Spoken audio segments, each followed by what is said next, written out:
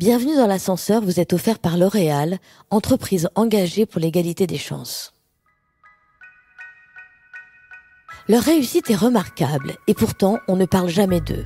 Ces femmes et ces hommes ne sont ni top modèles, ni footballeurs, ni humoristes. Ils sont responsables des ressources humaines, chefs d'entreprise, directeurs commerciaux, entrepreneurs, avocats, médecins. Et pourtant, pour eux, c'était loin d'être gagné au départ. Tous sont issus de milieux modestes et tous ont déjoué les lois de la reproduction sociale. C'est parce qu'ils sont bien plus nombreux qu'on ne le dit, parce que leurs récits sont hyper inspirants, que je leur tends mon micro. Je m'appelle Anne-Cécile Sarfati, je suis journaliste et je travaille depuis des années sur l'égalité professionnelle et l'égalité des chances. Mon podcast, Bienvenue dans l'ascenseur, veut donner une voix à ces personnes au parcours incroyable que j'ai eu la chance de croiser.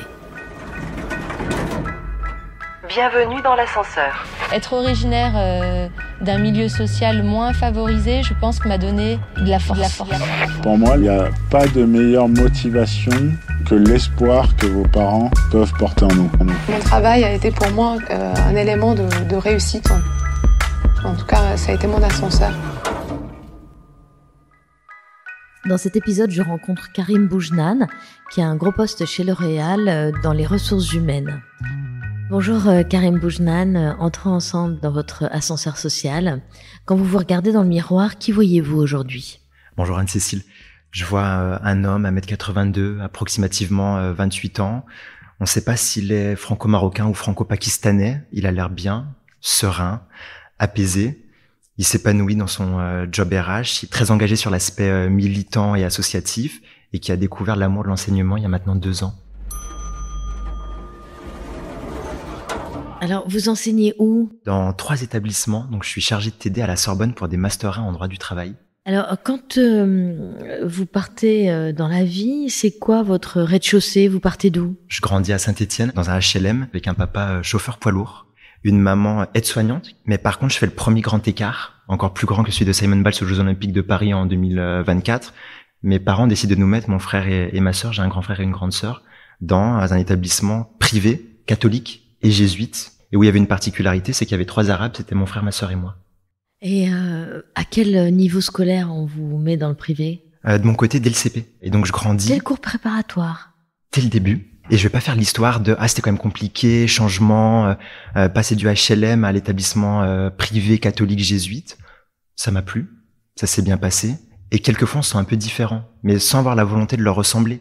Le fait d'avoir été mis dans cette école privée catholique dès le début, sur le plan pratique et concret du quotidien, est-ce que c'était loin de la maison ? Non, du tout. C'était en plus à 1/4 d'heure à pied. Je marchais par une petite forêt. Je voyais des écureuils tous les jours. Donc ça a été un confort de vie assez incroyable. Alors on n'était pas dans la misère, on avait suffisamment de moyens pour vivre au minimum. Et je me retrouve avec beaucoup de chance. Et en plus mes parents m'ont dit « Karim, t'as de la chance ». Mais quand on est petit et que nos parents nous disent qu'on a de la chance, on le remet pas en question. S'ils nous le disent, on y croit. Bah moi j'y croyais, j'avais beaucoup de chance. Et c'est vrai, il y a pas de bagarre, t'as les meilleurs enseignements, c'est strict. Et si tu travailles, t'auras des bonnes notes et tu pourras t'en sortir. La peur de mes parents, c'était, on a peur que tu finisses comme nous. Mon père, il vient du Maroc à 18 ans, ma mère n'a pas eu de diplôme. Ils avaient peur et ils avaient compris que si on voulait s'en sortir, si on voulait être un transfuge de classe, c'était par l'éducation, c'était par l'école. Et c'était le peu d'argent qu'ils pouvaient mettre de côté. Il fallait qu'ils le mettent dans notre éducation et ça leur permettrait de vivre un peu par procuration de leur rêve à travers nous. Reparlez-moi un peu de votre quartier. Quartier Richlandière à Saint-Étienne, c'est un quartier sans histoire. Il y a un quartier HLM, il y a 3 HLM, un pour les Marocains, un pour les Tunisiens, un pour les Algériens, plus ou moins. C'est vraiment à ce point-là ? Presque à quelque chose près. Je caricature à peine, mais tout se passait bien. C'était la première et la deuxième génération d'immigration.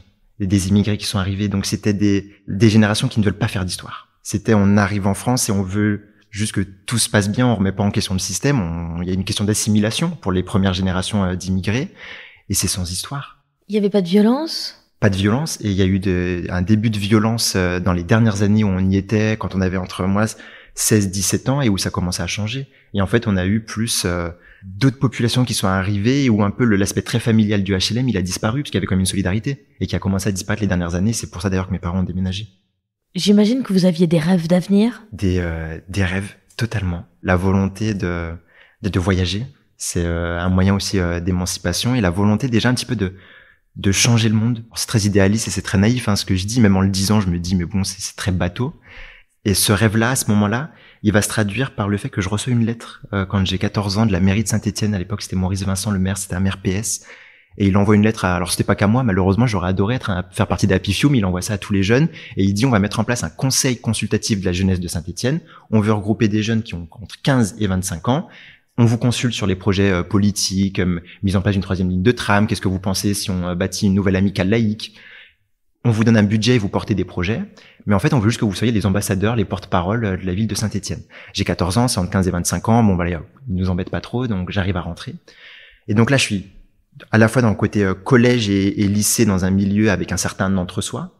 Et là, je découvre des jeunes de toute origine, toute couleur, et qui veulent bâtir des projets. Donc pendant 2 ans, on commence à bâtir un projet avec une association qui vient en aide aux personnes atteintes de trisomie 21 pour favoriser la mixité sociale.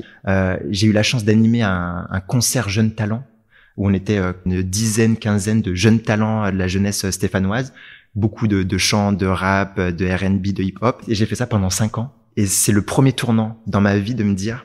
Donc c'est le premier déclic? Premier déclic. De me dire, en fait, je vais m'accomplir. Alors oui, bien sûr, il y a l'éducation, il y a l'école, mais il y a cet aspect associatif, engagement politique, militant. Et j'y ai pris un bonheur monstre. Et là, je me suis dit, bah ouais, j'adore donner. Du coup, maintenant, je suis aussi prêt à recevoir un petit peu. On aime tous, quand même. Et j'ai cette deuxième aventure chez Odd, où c'est des premiers concernés qui s'occupent des enfants. Donc en fait, c'est une association uniquement gérée par des enfants jusqu'à 18 ans. Et après, on a tous démissionné du bureau parce qu'on est parti du principe, et c'est un principe qui m'anime tous les jours. C'est les premiers concernés, ceux qui vivent la situation, qui sont capables de prendre des décisions. Et donc nous, on a dit, c'est des enfants, des adolescents qui sont capables de prendre des décisions pour défendre le droit des enfants en France et à Madagascar, sur l'île Sainte-Marie. On en a fait un documentaire, on allait à Madagascar pour construire des tables bancs. On a rencontré Père Pedro, qui est une figure très importante à Madagascar. Et ce principe de les premiers concernés prennent des décisions pour eux-mêmes, il reste ancré et aujourd'hui dans ma vie de tous les jours. Bienvenue dans l'ascenseur. Alors, quel est le déclic? On a parlé de ce déclic-là, mais le déclic qui, pour vous, vous permet d'accéder à ce qu'on dit le premier étage. C'est l'école privée dès le CP ou c'est quoi? Je pense que ça m'aide beaucoup. Pendant longtemps, je me suis dit, ouais, j'ai peut-être un grand mérite individuel, mais avec le recul et a posteriori, mais ça m'a beaucoup aidé. Et je pense que le deuxième déclic, c'est l'éducation de mes parents, qui m'ont dit, tu vas t'en sortir à travers l'école pour pas que tu fasses les mêmes jobs que nous. Moi, je disais à mon papa, mais c'est génial de conduire des camions. Il me dit, ouais, Karim, quand tu te lèves à 3h30 du matin, tu vas voir que c'est pas si génial que ça. Et je leur ai fait confiance. Et du coup, je me suis dit, bah, si je travaille bien, j'aurai une palette de choix pour plus tard. Et c'est d'ailleurs un débat que j'ai avec mes parents. Moi, je leur dis, le diplôme, ça m'offre une liberté de choix et pas une liberté de métier. Et donc, ce premier déclic, c'est l'école privée. Le deuxième déclic aussi, ce qui a enrichi tout mon parcours, c'est le conseil consultatif de la jeunesse. C'est Odd. Et parce que je me suis dit à ce moment-là, c'est le deuxième déclic, je veux faire partir de toutes les instances de décision qui peuvent me concerner parce que personne pourra défendre mieux mes droits que moi-même. Donc, au moment où je fais une classe préparatoire, au lycée Claude Foriel, toujours à Saint-Étienne, je me fais élire au conseil d'administration du lycée et de la classe préparatoire, donc ça représente environ 3000 étudiants, mais parce que je me dis, ça va être des thématiques qui me concernent. Et à l'époque, j'avais un petit peu un ego et parfois un peu mal placé. Je me suis dit, qui pourra le mieux le faire que moi? Bah, j'y vais et j'ai envie de me représenter, mais je le ferai moi-même. Et ça, c'est le deuxième déclic. Et ensuite, il y a un troisième déclic qui arrive. C'est quand je pars aux États-Unis avec mon école de commerce. Revenons un tout petit peu en arrière. Vous êtes très bon élève dans cette école privée? Oui, pas le choix. Avec mes parents, c'était garanti de résultat, il fallait être dans les 3 premiers. Et vos frères et sœurs ont réussi comme vous? Ils ont aussi réussi, alors oui, on va dire dans le sens traditionnel d'heure, enfin on a tous un Master 2. On avait regardé à l'époque les statistiques à l'INSEE, enfants avec 2 parents sans diplôme, dont un père immigré, je crois que c'était moins de 0,3% de chance que les 3 enfants ont un Master 2.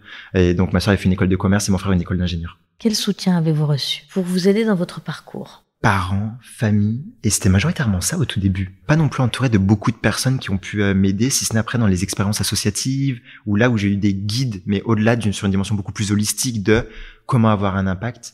Tout ne passe pas par l'école, parce qu'il y a une éducation qui était tout passe par l'école, la réussite. Et avec toutes mes expériences associatives, c'était la réussite et l'impact ne passera pas que par l'éducation, ça passera aussi par l'impact que tu vas avoir dans la société dès maintenant. Et donc là, j'ai des personnes qui m'ont beaucoup accompagné, Nabil Idir et Cyril Loguasto, qui étaient les responsables du conseil consultatif de la jeunesse de Saint-Étienne, tous mes amis de Odd, Michel des droits de l'enfant, Théo, Camille, et qui sont aussi, on a grandi ensemble.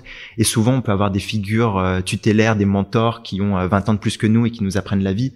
Bah là, en fait, on s'était mutuellement, nous les jeunes, en se disant, on veut changer le monde, comment on le fait? Bah allez, on va créer une asso, on va porter tel projet. C'est qui Théo et Camille? C'est les personnes qui ont créé l'association Hymne officiel des droits de l'enfant que moi j'ai rejoint au tout début de l'histoire. Et je suis content d'avoir des mentors, des exemples et d'avoir un sentiment d'admiration pour des gens qui ont aussi le même âge que moi. On pourra en reparler tout à l'heure. Il y a aussi Pierre Delalande qui joue un énorme rôle dans un projet qu'on porte depuis 7 ans. Et donc j'ai à la fois mes parents et aussi des gens qui ont le même âge que moi qui jouent ce rôle. Enfin, on a grandi ensemble et on a lié notre destin. Est-ce que quand vous entrez dans la vie professionnelle, vous prenez le bon ascenseur? Je monte dans le premier ascenseur, donc je fais le programme Grande École de Montpellier Business School. Je fais 1 an sur le campus de Montpellier. Je suis président d'une asso étudiante World Connection. On accueille les 400 étudiants étrangers. On était 40 dans l'association, une super aventure. Et là, je réalise l'un de mes rêves d'enfant. Je vais pouvoir partir aux États-Unis. J'avais ce rêve de partir aux États-Unis parce que j'avais regardé High School Musical quand j'étais en 6e. Et là, je me dis, tout va se passer comme avec Zac Efron. Je vais jouer au basket, je vais faire de la comédie musicale et ça va être le rêve américain. À quelque chose près, quelques détails près. 1, j'ai pas le physique de Zac Efron. 2, je sais pas jouer au basket. 3, je ne sais pas chanter. Mais j'ai vécu mon rêve. Je suis parti aux États-Unis. Je pensais pas que c'était possible. Et là, je fais le 2e grand écart. Je passe de Saint-Étienne, une petite bifurcation par Montpellier, et ensuite je me retrouve à Miami Beach en plus. C'était. Mais comment vous avez financé tout ça? Un énorme crédit étudiant que je rembourse encore, que je prends dès le début. Et d'ailleurs, j'obtiens le crédit étudiant parce que mes parents sont dans la banque depuis très longtemps. Et donc, c'est ce qui m'a permis de financer mes études. Et j'ai encore la joie et l'honneur de rembourser ce crédit étudiant pour encore pas mal de temps. Pour combien de temps encore? J'ai encore 2 ans. Encore 2 ans. Donc, à l'âge de 30 ans, vous serez libéré de ça? Je serai libéré de ça, de ces mensualités qui tombent tous les 2 du mois. Bienvenue dans l'ascenseur. Donc, vous vous retrouvez à Miami. Racontez-moi. J'arrive à Miami grâce à mon école de commerce. En fait, on a été classés et les premiers peuvent choisir leur destination. J'ai la chance d'avoir un classement honorable et donc là, je choisis Miami. On se retrouve en colocation avec 4 autres Français à Miami Beach, dans un appartement, enfin 110 mètres carrés, on est 5. Alors moi, je dors dans le salon parce qu'il manquait une chambre, donc on avait fait des paravents sur Amazon, donc moi je dormais dans le salon avec un petit lit.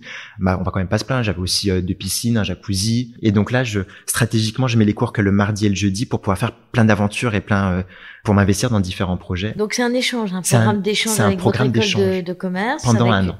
Et avec une fac ou quoi, c'est ça, Barry University, où j'étais.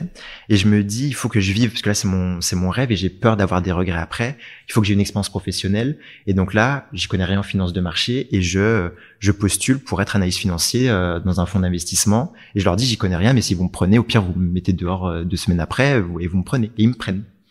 Et donc là, je commence dans un fonds d'investissement où je suis analyste financier à Miami. Et donc, du coup, tous les jours où je suis pas à la fac, je suis en finance de marché. Et donc là, je commence un bootcamp avec des gens qui sont chez Morgan Stanley, JP Morgan, BlackRock, qui nous forment et ils nous posent des questions qui ne connaissent pas ça. Donc là, on a une trentaine et donc je suis le seul à rien connaître parce que j'ai jamais fait de finance. Donc je lève la main 1 fois, 2 fois. Le ridicule ne tue pas. Donc là, les 3 premières fois, je me dis, bah c'est bon, je vais lever la main. Il y a aucune honte à pas savoir. Le ridicule, il peut laisser des séquelles. Donc au bout de la 4e fois, j'arrête de lever la main et je commence et je m'y mets. Et sur des sujets, je suis très curieux. Donc je deviens obsessionnel. Et je me dis, j'y connais rien, mais j'ai envie de devenir un peu le meilleur.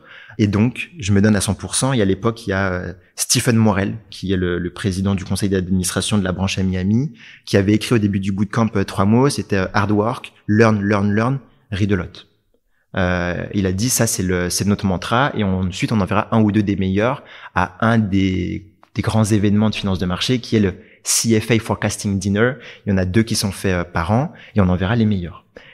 J'adore les défis, j'adore les challenges. Et en plus, à ce moment-là, j'ai quand même un ego qui me dit, il faut que j'y aille. Jour et nuit, vraiment, je travaille. En plus, je suis en coloc, donc il y a Camille. Et d'ailleurs, je lui passe le bonjour, qui se lève tous les jours à 2h du matin pour aller boire un verre d'eau. Et elle me voit toujours travailler dessus. Normalement, il fallait faire 1 recommandation en tant qu'analyste financier par semaine. Moi, j'en fais 4.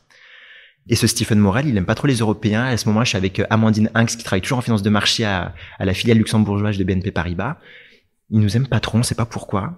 Et là, je travaille plus que les autres. Je suis pas meilleur que les autres, mais je travaille plus. Et ensuite, j'entends avec les personnes qui sont les directeurs qui disent, Karim, ce sera sûrement pas toi qui va y aller là en janvier. Et là, il y a quelque chose qui monte en moi et je me dis, mais c'est quand même un petit peu injuste.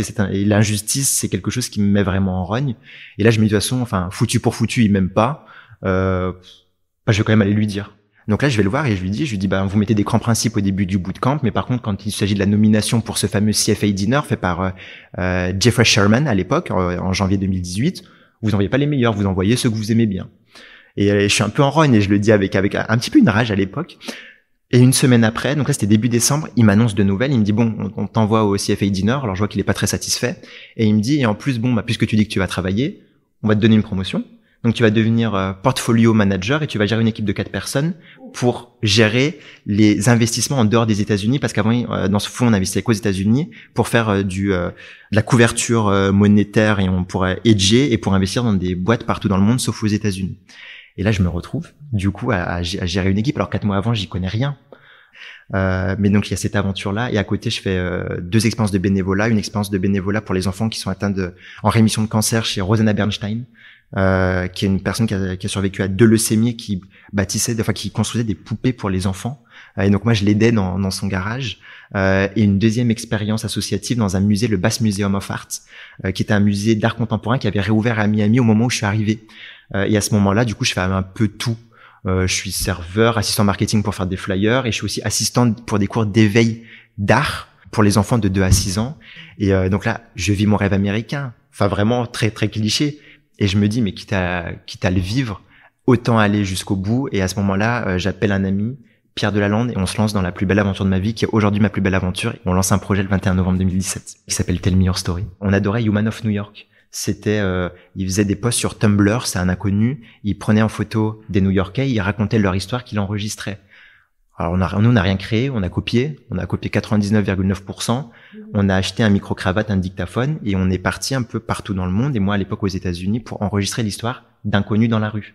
Parce qu'il y a une citation fondatrice de Michael Yeats, un poète irlandais du fin du 19e, qui a dit « Il n'y a pas d'étrangers, seulement des amis qui ne se sont pas rencontrés ».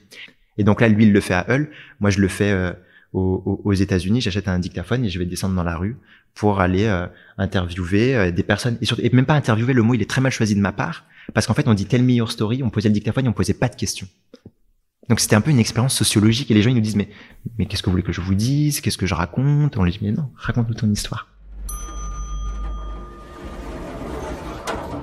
Et là on part à New York en avril 2018 pendant 5 jours, et on se dit on va découvrir New York avec le témoignage des personnes qui vont nous faire visiter. On y va, on va pendant 5 jours à New York et on récolte des histoires. On rencontre 2 personnes à Central Park.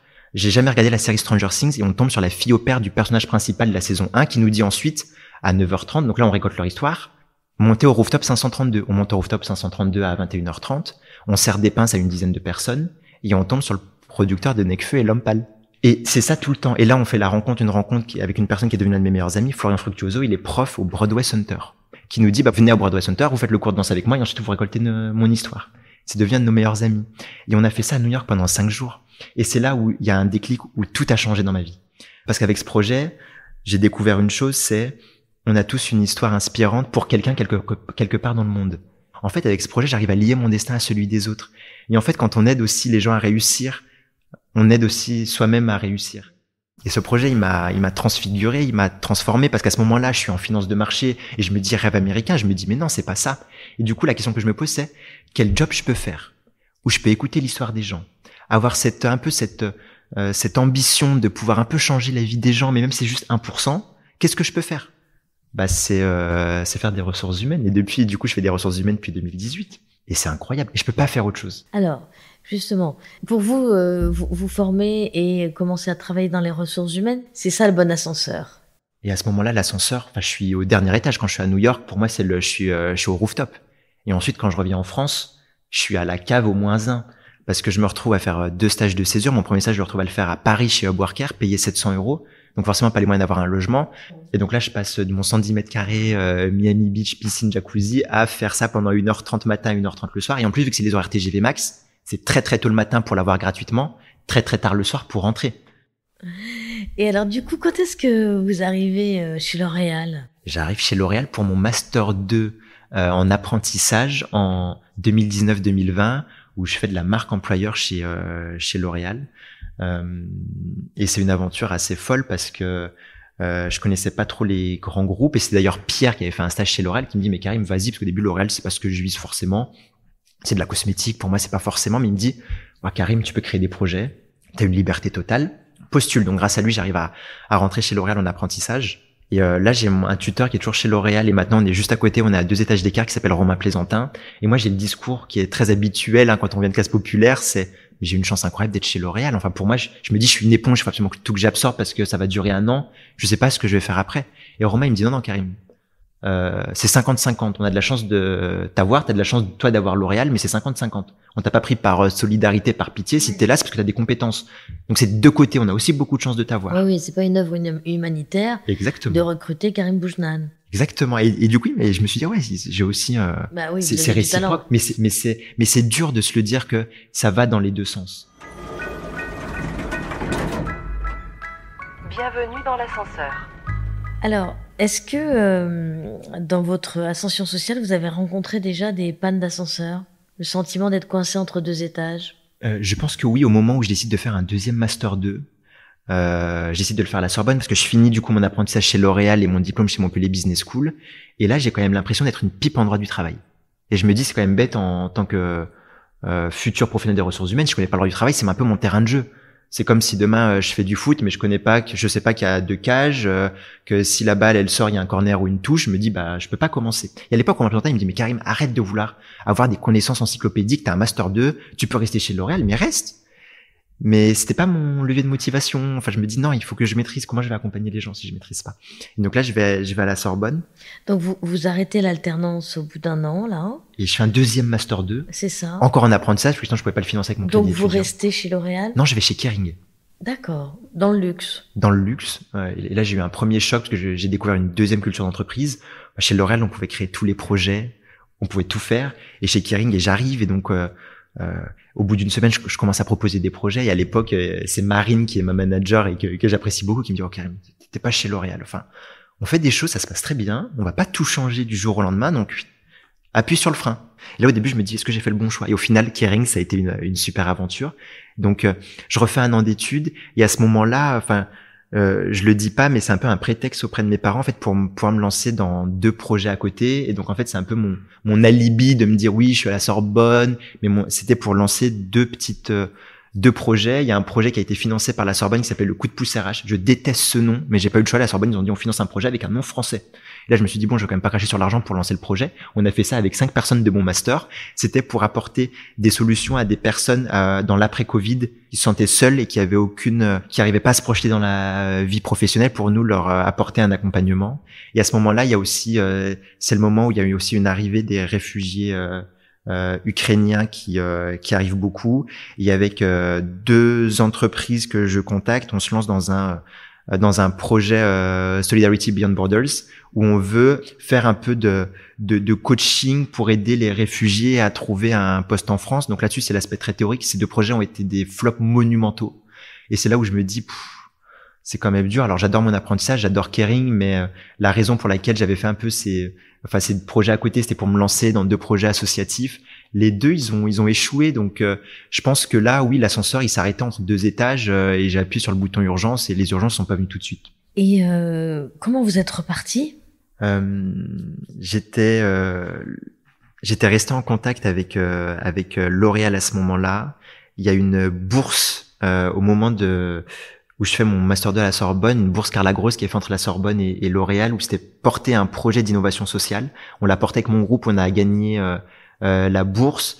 Je reste en contact avec L'Oréal qui me dit tiens, si jamais tu veux revenir, on va essayer de trouver quelque chose. Donc là, ça me donne aussi une perspective de me dire tiens, je vais pouvoir retourner dans un groupe que j'aime beaucoup. Il y a aussi toujours le projet Tell Me Your Story, où à ce moment-là, alors il y a une constante sur ce projet, c'est qu'on est assez long. Vu que c'est le projet d'une vie, on est assez long avec Pierre pour avancer. Et du coup, aujourd'hui ou demain, on va appuyer sur le bouton pour lancer notre jeu de cartes. On va le faire imprimer avec H2 impression, on lance un jeu de cartes. Et c'est demain où normalement on appuie sur le bouton. Et donc ça me tient aussi en haleine pour la suite, ce projet-là, plus le fait d'avoir gagné la bourse Carla Grosse, plus le fait de me dire, là je touche au but, je vais pouvoir enfin avoir aussi quand même une certaine indépendance aussi financière pour porter des projets avec une autre échelle. C'est ce qui me fait tenir, c'est ce qui me fait avancer. Et en plus il y a quelque chose qui se produit qui pour moi est anecdotique mais très symbolique pour mes parents. Je finis major de promotion. Pour moi le mérite scolaire c'est l'un des mérites qui a le moins de mérite. Parce que ça veut juste dire qu'à un moment donné, à tel jour, il y a eu un examen, j'ai eu la moyenne des notes, la meilleure note, mais je veux dire, j'ai pas été le meilleur toute l'année, j'ai été le meilleur à un moment T. Donc pour moi, il y a peu de mérite. Donc moi, j'appelle mes parents, je dis, au fait, je suis major de promotion. Et là, mes parents, CF, ce qu'on s'est dit tout à l'heure, la Sorbonne, major de promotion. Et la seule chose qui m'a rendu très fier à ce moment-là, c'est que je peux faire un discours dans l'amphi Richelieu de la Sorbonne. Et je peux remercier mes parents, mon frère et ma sœur. Et donc ça, c'est la très grande fierté. Ils sont là pendant votre discours? Et ils sont là. Et en plus, il y avait beaucoup de monde parce que vu qu'il y avait le Covid, il y avait eu 2 remises de diplômes qui n'ont pas pu avoir lieu. Donc là, il y a 3 remises de promo et il y a mes parents dans la salle. Et bien sûr, et donc là, je fais le discours, ils sont ultra fiers. Moi, je suis ultra fier. Et c'est la seule chose dont je suis fier parce que pour moi, c'est ultra anecdotique, être major ou autre. Mais je sais que pour mes parents, ça compte. Et là, début d'expérience chez L'Oréal et une rencontre qui va encore, une série de rencontres qui va changer ma vie avec toujours cette constance dans l'engagement associatif et militant, le début de l'aventure chez Destin Lié, qui est un mouvement dans lequel je suis aujourd'hui. On se bat pour plus de justice, d'égalité, d'entraide pour les premiers concernés. Donc c'est la constance que j'essaye de garder et pour changer la société. Alors concrètement, Karim, vous faites quoi chez L'Oréal? Donc aujourd'hui, je suis responsable des ressources humaines. J'ai changé de poste en plus il y a 10 jours pour la division beauté dermatologique. C'est les produits que L'Oréal vend dans le circuit pharmaceutique. Donc on va avoir La Roche-Posay, Vichy, CeraVe, SkinCeuticals. Et donc moi, je suis responsable des ressources humaines pour les fonctions au siège, marketing, communication, data, et avec aussi les personnes sur la route pour vendre les produits SkinCeuticals. Et donc je suis responsable des ressources humaines depuis maintenant 3 ans. Avant, j'étais côté luxe. Et donc du coup, je m'occupe d'accompagner les collaborateurs dans leur carrière, dans leurs projets de mobilité, dans les projets de structure, d'organisation des marques pour la France. Et vous avez une équipe? En matriciel, donc j'ai pas une personne rattachée à moi directement hiérarchiquement, mais par contre il y a des personnes qui sont dans différents services qui nous sont rattachées, partie paye, administration, RH notamment. Bienvenue dans l'ascenseur. Karim, vous avez probablement rencontré des obstacles dans votre parcours. On en a déjà un peu parlé, même si vous n'avez que 28 ans, donc le parcours n'est pas non plus très long, mais enfin quand même. Est-ce que vous pouvez revenir sur ces obstacles? Et notamment, est-ce que vous avez connu des discriminations? Je pense que pendant très longtemps, j'ai fermé les yeux dessus. En général, les discriminations, c'est pas des choses qui sont vraiment visibles, c'est des choses qui sont insidieuses, qu'on voit pas, c'est des commentaires extrêmement légers, parfois même sous couvert de bienveillance. Moi, quand j'étais à Saint-Michel, et encore une fois, j'ai vécu, moi, là-bas, c'est ma primaire, collège, lycée, ça a été génial, et je m'en plains pas, mais c'était, c'est vrai que toi, t'es différent, on t'aime bien. Mais à l'époque, moi, j'ai pas la maturité pour comprendre ce que ça veut dire, donc moi, je me dis, c'est chouette. Oui, il m'aime bien moi, mais je comprends pas le sous-texte que c'est qui est derrière. Après, ça va être aussi parfois des petits commentaires. Moi, typiquement, quand je mange, des fois, j'ai des réflexes où je porte mal ma fourchette. Et c'est vrai que chez L'Oréal, au tout début, on m'avait fait des commentaires. C'est marrant comment tu tiens ta fourchette. Mais je m'étais jamais posé la question, de mon côté, de comment je pouvais. Et je me suis dit, oui, c'est vrai. Il y a quand même cet ensemble de codes. Et il n'y a pas de manuel pour les apprendre, ces codes-là. Aujourd'hui aussi, on assiste quand même à une standardisation de la manière de s'exprimer. Il faut s'exprimer d'une certaine manière pour être audible. Il faut parler comme une certaine classe pour qu'on soit écouté, pour qu'on ait de l'influence. Mais typiquement, dans tout ce qu'on fait chez Destin Lié ou dans l'associatif, je vais pas expliquer mes oppressions, mes discriminations de la manière dont vous le souhaitez. Je vais pas l'exprimer avec un ton policé. Je vais le faire à ma manière, de la manière dont on a grandi, avec la manière de notre milieu, qui est beaucoup plus impactante que votre discours qui est policé. J'aime beaucoup une citation de Ferris Barkat qui citait un auteur algérien qui disait « Il faut que je m'exprime mieux en français que des Français pour expliquer que l'Algérie n'est pas française. » Mais non, on va exprimer nos oppressions, nos discriminations, on va le faire à notre manière, la manière dont on a appris à discuter dans nos quartiers HLM avec notre manière, on va pas le standardiser. Donc je pense en avoir vécu, mais sans m'en rendre compte sur le moment, et c'est souvent a posteriori où je m'en suis rendu compte. Alors durant votre parcours, est-ce que vous avez croisé ce que j'appelle en fait l'ascenseur émotionnel, c'est-à-dire le fait justement de pas connaître les codes, le sentiment d'imposture, lié au fait que vous venez d'un certain milieu social et vous accédez à un autre milieu social? Aux États-Unis, sentiment d'imposture total, je connais rien et je me retrouve à avoir des responsabilités. Je l'ai aussi eu pendant longtemps chez L'Oréal. de me dire, bah tiens, j'ai pas fait la plus grande école de commerce, j'ai fait Montpellier Business School, enfin c'est pas HEC, c'est pas l'ESSEC. Et vous en avez conçu un complexe de ça chez L'Oréal? Pas un complexe, parce que chez L'Oréal il y a quand même une grande ouverture. Alors c'est plus moi, enfin qui me sent un peu cette pression, et c'est aussi l'éducation que j'ai pu recevoir, où en plus j'ai été éduqué dans le sens de le travail doit parler pour toi. Tu ne demandes pas. Si tu travailles bien, tu auras. Et sauf que dans l'entreprise, ça marche pas comme ça. Dans l'entreprise, ça marche pas du tout comme ça. Si on ne demande pas, on n'aura pas. Et moi, je me fais encore violence aujourd'hui, enfin, et d'autant plus chez L'Oréal où ça marche aussi comme ça. Me dire, il faut que je demande pour avoir, c'est un tiraillement. Enfin, il y a un aspect quand même assez pudique dans l'éducation que j'ai pu recevoir, et me dire que je vais aller voir quelqu'un pour lui dire je demande à avoir ça, alors que moi j'essaie de tout faire de mon côté, de travailler dur. Ouais, mais le travail dur, il y a des gens qui le voient pas. Il y a ce qu'on fait, il y a comment on le fait savoir, il y a bien sûr le savoir-être. Et donc ça, c'est un tiraillement, et je pense qu'il va exister toute ma vie, il va pas changer. Et je suis très à l'aise avec ce tiraillement, de me dire ouais, je suis pas forcément le plus à l'aise à aller demander je veux ça. Je suis très à l'aise du fait de me dire il y a aussi le travail qui doit aussi payer. Je suis sorti de cette naïveté, en tout cas avec mes plus de 3 ans et demi chez L'Oréal. Donc maintenant je l'ai un petit peu moins, et encore une fois j'ai cette phrase de Romain Plaisantin qui me dit on a autant de chance que toi t'as de la chance. C'est quelque chose qui est beaucoup rentré en résonance, et aussi tout mon engagement militant, engagé associatif, qui me permettent de sortir de cette imposture et de me dire je suis aussi légitime de prendre la parole, je suis légitime pour poser des questions.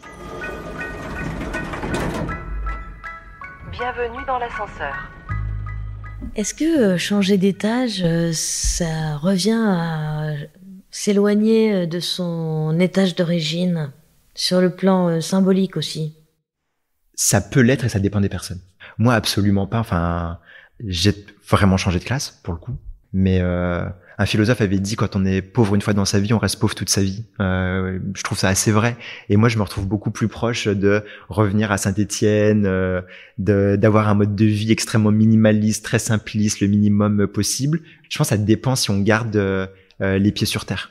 Moi, typiquement, quand je suis revenu des États-Unis, je pense qu'à un moment, j'avais un peu chopé le melon, quoi. Enfin, fonds d'investissement, enfin, je manageais 4 personnes à 21 ans. Et par contre, ensuite, quand je suis revenu à Reims, chez mon frère, à faire pendant 1h30 l'aller-retour, alors là, ça m'a remis les pieds sur terre. Je me suis redit, hop.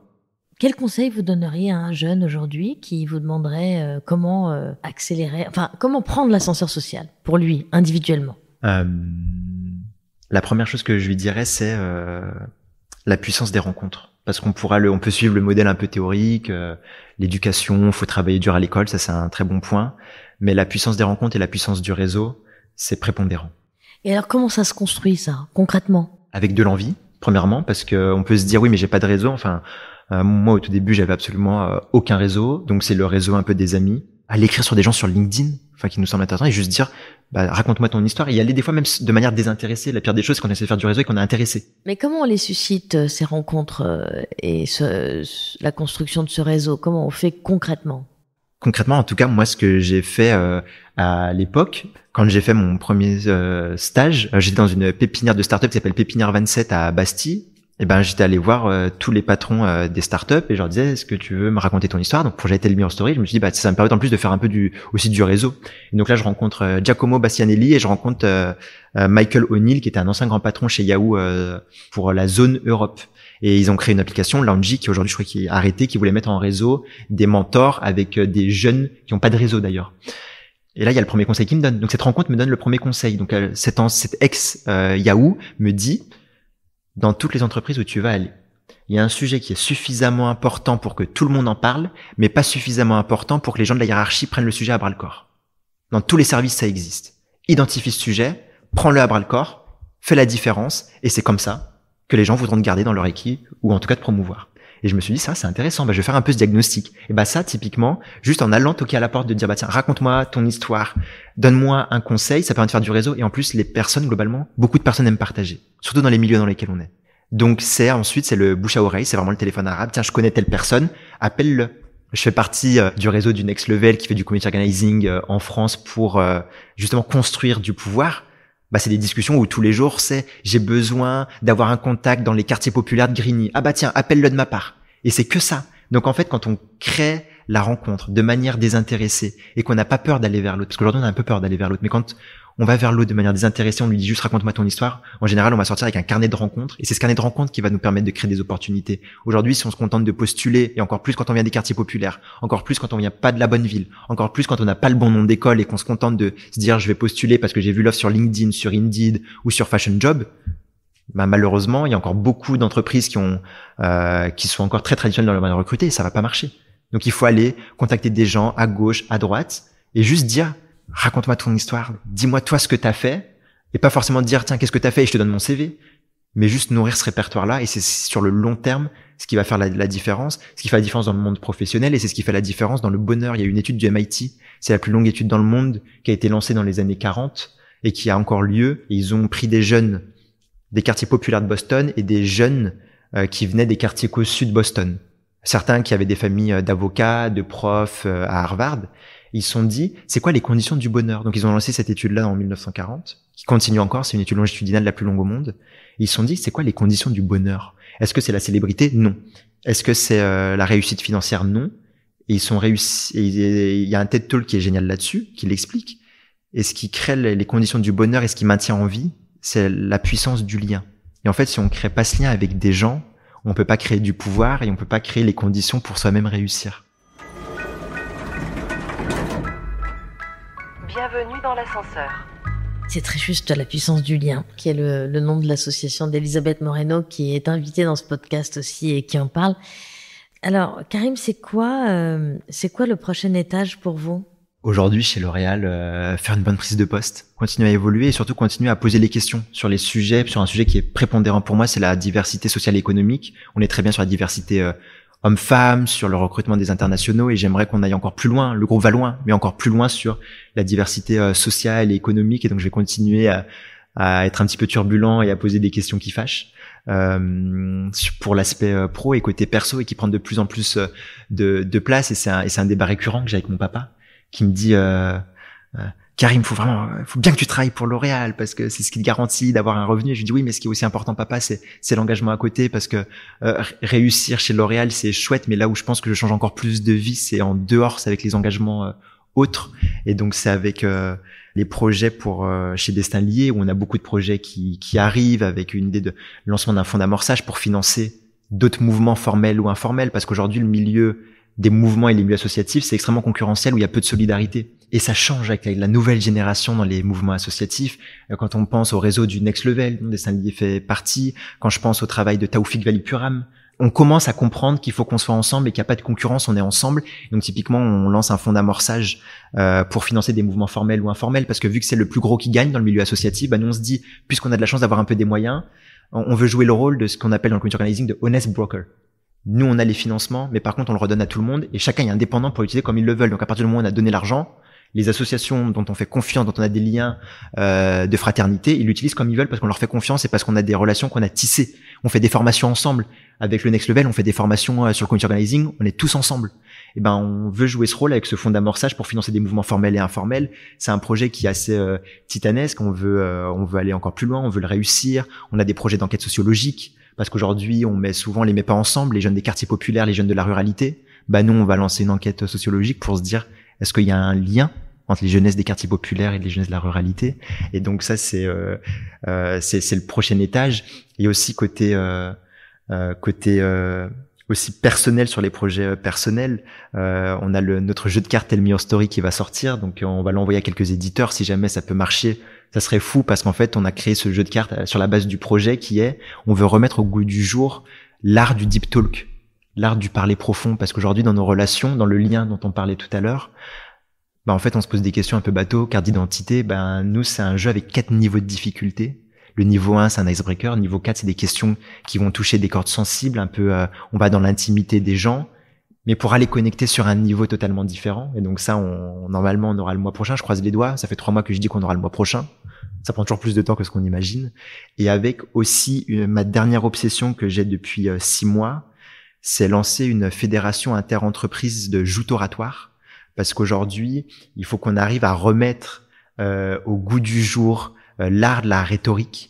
Et surtout qu'on crée un lien un peu inter-entreprise, parce que si on le fait côté associatif, si on veut changer le monde, ça sera aussi par l'intermédiaire des entreprises. J'adorerais créer un championnat de joutes oratoires et où j'adorerais voir des combats L'Oréal contre SAP, Air Liquide contre Schneider Electric. Et donc ça, c'est un peu mon obsession personnelle. Et ma deuxième obsession que j'ai depuis un an et demi, j'en ai pas encore trop parlé chez L'Oréal, si ce n'est à une vingtaine de personnes qui pensent à peu près la même chose que moi, ça serait qu'on arrive à bâtir une initiative pour dénoncer le recrutement des grands groupes basés sur des écoles cibles, parce que c'est un mode opératoire volontairement involontairement qui fait de la reproduction sociale. Et donc là, je suis en train de travailler avec des amis sur l'élaboration d'une initiative où on conditionnerait les aides des entreprises données aux écoles, parce que les écoles de commerce, il faut le savoir en France, crèvent de faim. Elles n'ont plus d'argent. Aujourd'hui, les modèles d'écoles de commerce en France ne fonctionnent pas, n'ont plus d'argent. Et donc aujourd'hui, ce serait que les entreprises conditionnent les aides à avoir toujours des politiques mieux-disantes d'année en année sur l'ouverture sociale. Alors Karim, c'est bien joli tout ça, bravo, et vraiment bravo pour l'engagement et l'activité associative, mais vous me parlez pas du tout de votre vie personnelle. Je pense que c'est en partie un choix. Enfin, c'est à la fois une méthode de se protéger, un choix, et c'est de ne pas en parler ou de ne pas en avoir. J'en ai une. J'en parle pas forcément. Je pense que je chéris beaucoup ce jardin secret. Il y a un proverbe arabe qui dit celui qui est maître de ses secrets est maître de son chemin.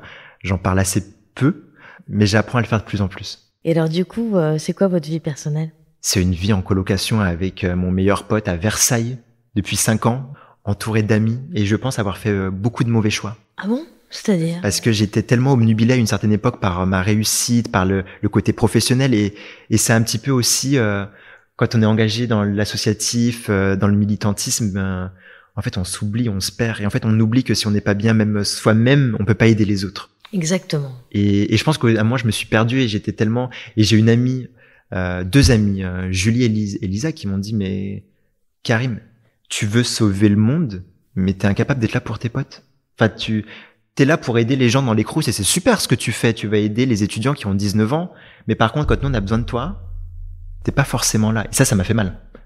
Et ça m'a fait quand même remettre en question beaucoup de choses, parce que je prône le lien, on va changer le monde, on va changer la société, mais déjà si j'arrive même pas à un peu changer la vie de mes proches, pourquoi je vais le faire pour des inconnus ? Et ça m'a fait beaucoup me remettre en question, donc aujourd'hui je suis beaucoup plus vigilant.